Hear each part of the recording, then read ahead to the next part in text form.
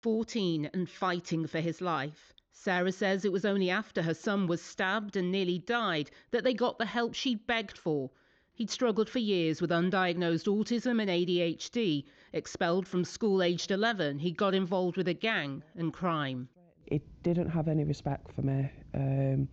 He'd kick off, he'd smash the doors up, he'd smash the walls up, he'd try going for me. I was scared every night. I'd lock myself in my room. He just ruled the house and it was like walking on eggshells. And I just felt as a parent this was all my fault, like I'm doing something wrong here. Sarah spent years asking for support. I was crying out for help to social care about the child and parent abuse.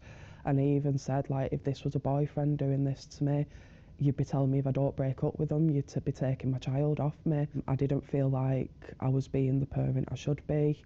I felt like he'd be better off without me. There was times I did get to the point of overdosing because I just didn't know what to do anymore. After her son's near-fatal stabbing, the family found out in hospital about Encounter, a therapeutic programme for parents struggling with their child's behaviour or neurodiversity. The support she got and the skills she learnt helped make life easier at home. Her son's now at college and their relationship is back on track. It took your son nearly dying for him to get the help that you and him needed. Yeah, and it shouldn't get to that stage. It shouldn't take my child nearly being killed for us to get the correct kind of support. And this is coming from a charity, it's not coming from our local authority. I do think the system's broken. I don't think it's there to support children with neurodiversity or that have been through trauma.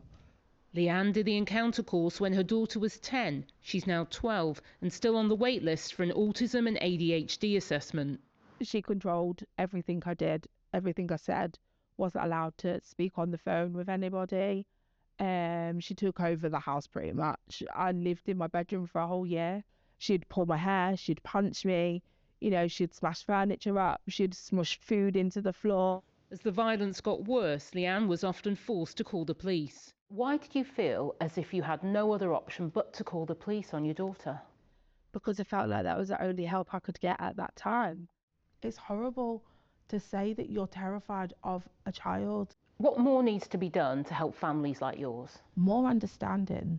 Schools need more understanding, more education on neurodiversity. I get that they have Senkos, but there's only so much one Senko can do in a school with, say, 50 students that are neurodivergent. The mother of 2 now works for the charity she says gave her family hope again.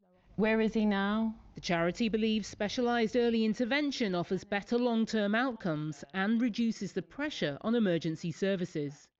You have to work with the individual, and some people might think that's like labour intensive or we can't spend that much time, but our families are ringing the police, they're ringing our services and putting a great demand on emergency services.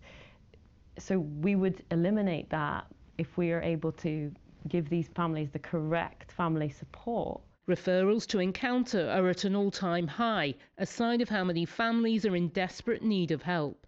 Anna Yosef, ITV News.